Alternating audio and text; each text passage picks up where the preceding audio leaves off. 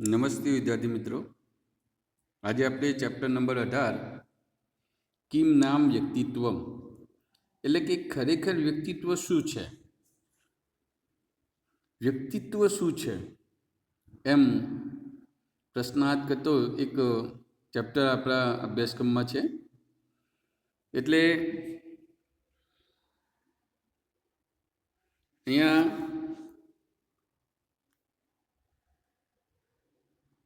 તમે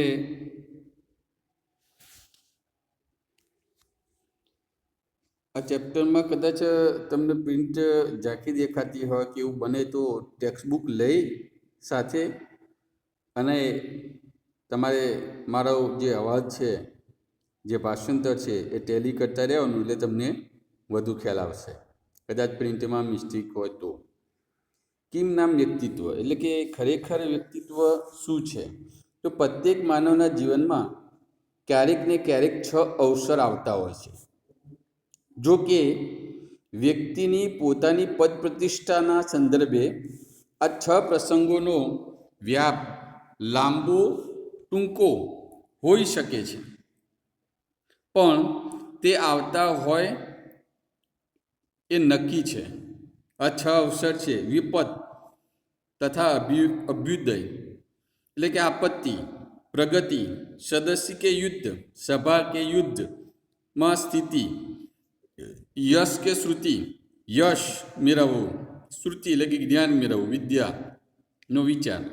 આ અવસરમાં માણસ ક્રમશઃ ધૈર્ય અને ક્ષમાભાવ રાખે, વાકપટુતા વાણીની ચતુરાઈ અને વિક્રમ એટલે પરાક્રમનું પ્રદર્શન કરે, યશમાં રતિ અને શ્રુતિમાં વ્યસન રાખે તો તેનું વ્યક્તિત્વ મહાન બને છે. જેનું વ્યક્તિત્વ મહાન છે તે જ મહાન છે. આ રીતે અહીં માનવીય વ્યક્તિત્વના વિકાસનું રેખાચિત્ર દોરીને પ્રત્યેક માનવને મહાત્મા બનીને રહેવા પ્રેરણા કરવામાં આવી છે. અહીંયા ચેપ્ટર જોઈએ આપણે. સર્વેષાં જનાનામ અયમ કામના ભવતી યદસ્મિદયમ વ્યક્તિત્વ મહત સ્યાત. સર્વેષાં સર્વે જનાનામ અયમ એટલે કે માનવીઓની આ કામના લે ઈચ્છા ભવતીલી હોય છે. સર્વે માનવોની આ ઈચ્છા હોય છે. યત કે અસ્મિદયમ વ્યક્તિત્વ આપણું વ્યક્તિત્વ મહત સ્યાત મહાન થાય.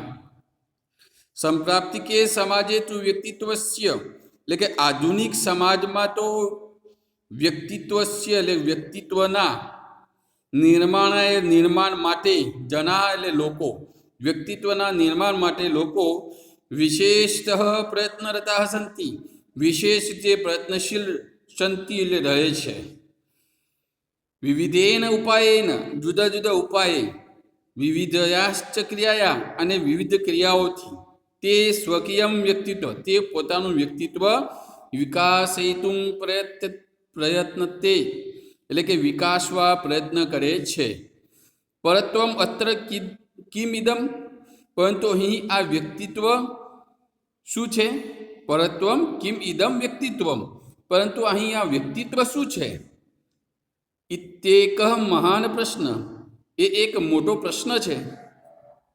અસ્ય પ્રશ્નસ્ય સર્વસંમતમ ઉત્તરમ ન સંભાવ્યતે અને આ પ્રશ્નનો સૌને માન્ય હોય તેવો ઉત્તર ન સંભવતે એટલે કે શક્ય નથી. વસ્તુતઃ હકીકતમાં માનવીયસ્ય વ્યક્તિત્વસ્ય સ્વરૂપમ માનવીય વ્યક્તિત્વનું સ્વરૂપ વિભિન્નમ અસ્તિ જુદું હોય છે. તથાપિ છતાં પણ યાવત પર્યંત વ્યક્તિત્વસ્ય સ્વરૂપમેવ યાવત પર્યંત જ્યાં સુધી વ્યક્તિત્વસ્ય વ્યક્તિત્વના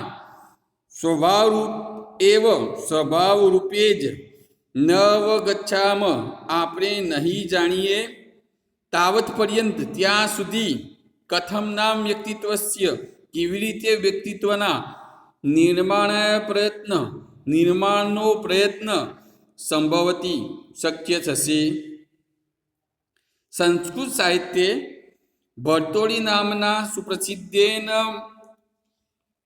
કવિરત્નેન નીતિશતકમ વૈરાગ્ય શતકમ, શૃંગાર શતકમ, ચેતી શતકત્રયમ વિરચિતમસ્તિ. એટલે કે સંસ્કૃત સાહિત્યના ભર્તુહરિ નામના સુપ્રસિદ્ધ કવિરત્ન એ નીતિ શતક, વૈરાગ્ય શતક અને શૃંગાર શતક એમ શતકત્રયમ એમ 3 શતક વિરચિતમસ્તિ એટલે કે રચ્યા છે. તત્ર તેમાં નીતિ શતકે એક સુપ્રસિદ્ધ શ્લોક વર્તતે.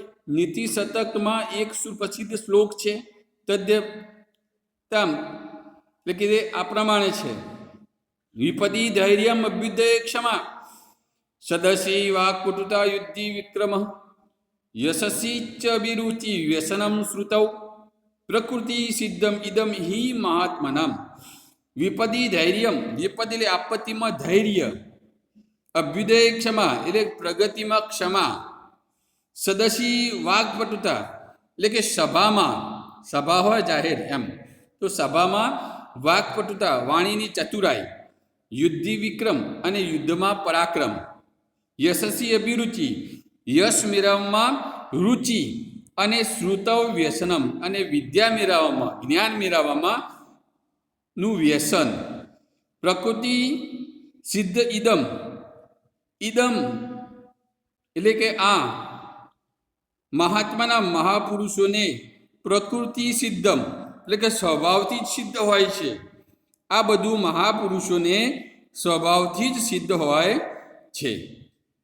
આગળ વાત કરી છે કે અસ્મિના શ્લોકે, આ શ્લોકમાં કવિના એટલે કવિએ મહાત્માનામ પ્રકૃતિ સિદ્ધમ મહાત્માઓના સ્વભાવ સિદ્ધ વ્યક્તિત્વનું વર્ણિતમસ્તિ વર્ણન કર્યું છે.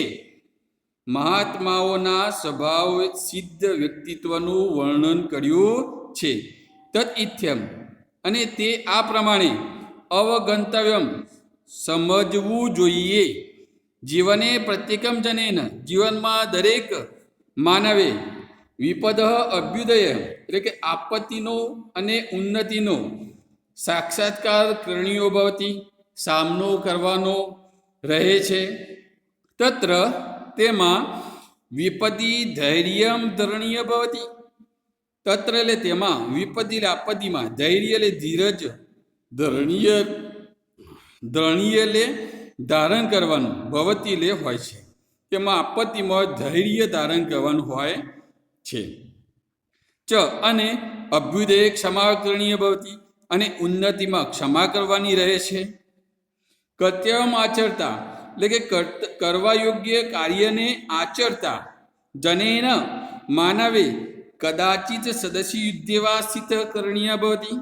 કદાચિત ક્યારેક, સદસી સભામાં, વા કે યુદ્ધે યુદ્ધમાં, સ્થિતિ કરણીય ભવતી એટલે કે રહેવાનું હોય છે.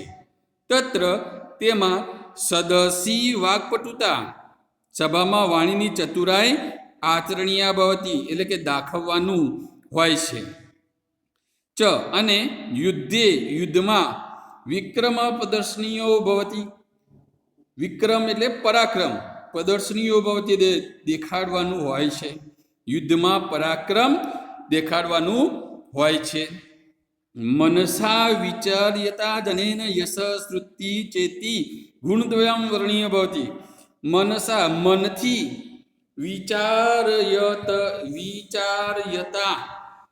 એટલે કે વિચારતા, જનેન માનવે, યશ શ્રુતિ ચેતી યશ અને વિદ્યા એ ગુણદ્વયમ બે ગુણોની વર્ણિયમ ભવતી પસંદગી કરવી પડે છે. તત્ર તેમાં યશસ્વી અભિરુચિ યશની બાબતમાં અભિરુચિ અને શ્રુતૌ ચ વ્યસનમ અને વિદ્યાના વિષયમાં વ્યસન કરણીય દાખવવાનું હોય છે. પ્રત્યેક જનસ્ય જીવને દરેક માનવના જીવનમાં યથાવસરમ ઉપયુક્ત પ્રસંગ ઊભો થાય ત્યારે ઉપયુક્તમ એટલે ઉપર કહેલા પ્રસંગ સટ આ 6 પ્રસંગો એતમ આદાયાતી આવે જ છે. એષુ ષટસુ પ્રસંગેષુ, આ 6 પ્રસંગોમાં આ ગતેષુ આવે ત્યારે માનવ એટલે કે માનવ યાદૃશમ જેવો પ્રયત્નમ આચરતી પ્રયત્ન કરે છે તાદૃશમ તેવું તસ્ય વ્યક્તિત્વમ આકરિતમ ભવતી તેનું વ્યક્તિત્વ ઉપસી આવે છે. યહ જે જન મહતા પ્રયત્ન વ્યક્તિત્વમાદિષુ અવસરેષુ ધૈર્યમ ધારણરૂપમ વ્યવહારમ આચરતી તસ્ય વ્યક્તિત્વ મહાન ભવતી. યહ જન મહતા પ્રયત્ન વિપત્તાદિષુ અવસરેષુ, જે માનવ ખૂબ જ પ્રયત્ન કરીને આપત્તિ વગેરે પ્રસંગોમાં ધૈર્ય ધારણ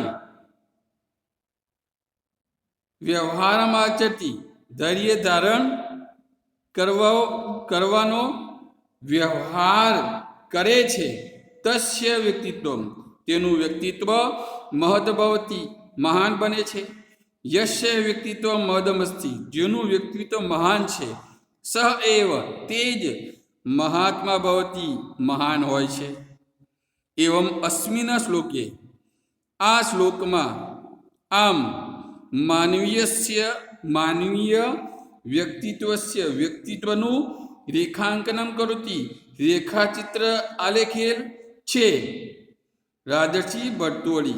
તો હવે શરૂઆત આમ છે કે રાજર્ષિ ભર્તુહરિ એટલે રાજા ભર્તુહરિ આ શ્લોકમાં માનવીય વ્યક્તિત્વનું રેખાચિત્રમ કરોતી એટલે કે રેખાચિત્ર આલેખે છે. વયમપી એટલે કે આપણે પણ યથાવસરમ અવસર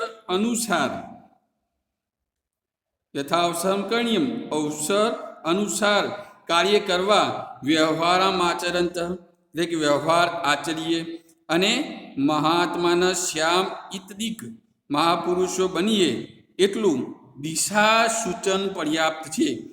ઇતિદિક એટલે એ પ્રમાણે દિશા સૂચન પર્યાપ્ત છે એટલે કે પૂરતું છે એમ. દીકનો અર્થ થાય છે દિશા સૂચન પર્યાપ્ત છે એમ અહીંયા પૂરું થાય છે.